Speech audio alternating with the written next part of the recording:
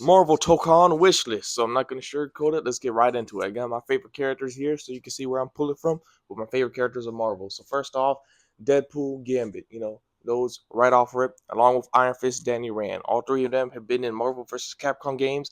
I've heard that allegedly in interviews that Tokon wants less people that have already been integrated in games. So not all the Marvel vs. Capcom roster will probably make it.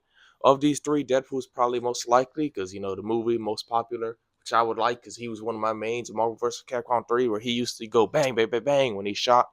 Iron Fist, if he gets in, Danny was in 3, but they might go the Rivals route of making him in. If they do, I would like for a Danny legendary skin because the Rivals is like dedicated to making people like Danny, Sam Wilson, Beta Ray Bill, and Miles as separate characters instead of skins. But if this game, they might just do the skin route, like Injustice 2, Flash, Reverse Flash, Danny Lynn, same skin.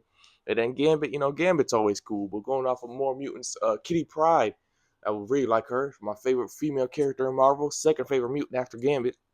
And although she's really prominent in X Men comics, she doesn't have nearly as much exposure outside of them. Only outside comic exposure I know of her is from X Men Evolution, which was my introduction to her as a kid, and things of that nature. I feel like Kitty, despite being underrated and a lot of people that would probably not know her, she'd probably end up like a Luna, like just be really obscenely good. A lot of people would hop on her. But going on Nightcrawler, I actually heard Nightcrawler hasn't been in the Marvel vs. Capcom game, which is crazy to think. Need to get on that.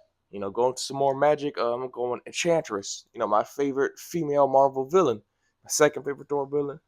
She'd be cool, with her stuff. I guess she'd be like probably a less trickier but more vindictive, seductive Loki. I don't know how that would play in the game.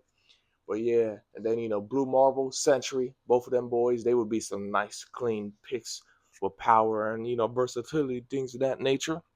And then lastly, because I could go on for a while, I'm taking Doctor Voodoo because I feel like he would be really cool. He's a really cool. I see how they done Storm's design, which was really, really good, and I would like to see Doctor Voodoo's design translated in the game's art style because it's cool. And Doctor Voodoo, I feel like he could use that Luna Snow treatment to get gassed up and highlighted by a game because he's like a really damn cool character, and you see a lot more people get put on to him.